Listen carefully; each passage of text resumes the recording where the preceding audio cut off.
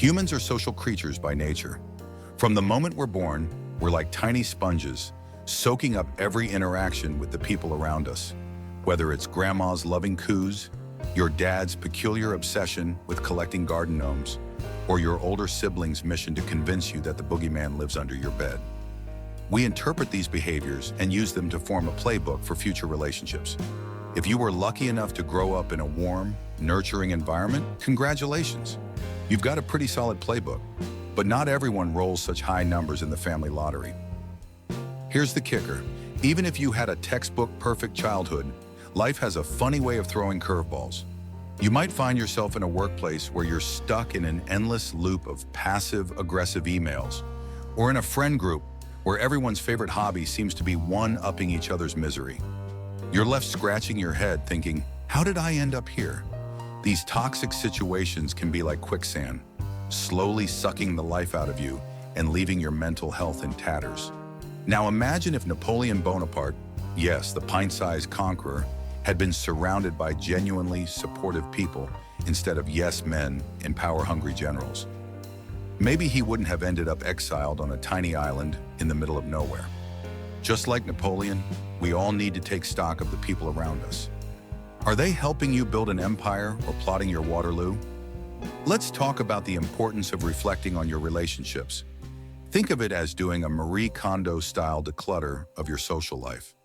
You want to keep the relationships that spark joy and toss out the ones that drain your energy faster than a leaky battery. To do this, you've got to know what a healthy relationship looks like. And here's where the metaphor gets colorful. Imagine your relationships as a traffic light, with red and green representing stop and go. But to make it even easier, let's break it down with the acronym GREEN, which can guide you through the wild world of human connections. First up is G for genuine. If someone's being genuine, they're waving a big green flag that says, proceed with confidence. Genuine people are like that rare friend who actually listens to you vent about your day instead of just waiting for their turn to talk. Think about Abraham Lincoln. His genuine humility and honesty earned him the nickname Honest Abe, and it's why he's still beloved today.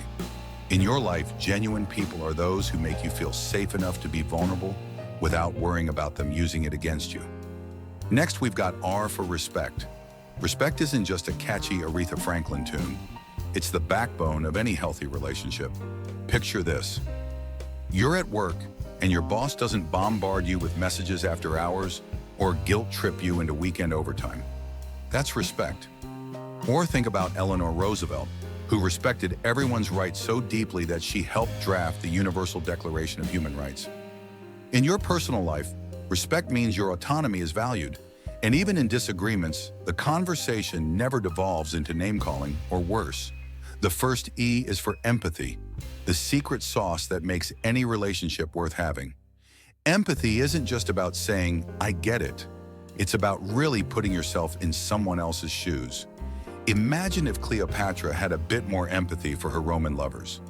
Maybe she could have avoided some of that dramatic ending. Empathy allows you to connect on a deeper level, understanding what someone else is feeling and responding with care. Without it, you're just two people talking at each other instead of truly communicating. Then there's the second E, elevation. No, this isn't about taking your relationship to the mountaintop. Although that could be fun, it's about how positive connections lift you up. Think of someone in your life who leaves you feeling more energized and capable after you've spent time with them. That's the kind of relationship you want to hold on to, like the collaboration between the Wright brothers, who lifted each other up, literally, until they made history with the first flight. When you're surrounded by people who elevate you, it creates a ripple effect that can boost every part of your life. Finally, N stands for nurturing. Relationships are like plants. They need care, attention, and maybe the occasional pep talk to thrive. But the effort is worth it when you've got a garden full of blooming connections. Look at the way Fred and George Washington Carver nurtured relationships that went beyond botany and agriculture. They cultivated communities. When you're in a healthy relationship where genuine care, respect, empathy, and elevation are present, nurturing it will magnify the good and make the bad easier to weed out. So, as you navigate the ever-changing landscape of human relationships, keep green in mind.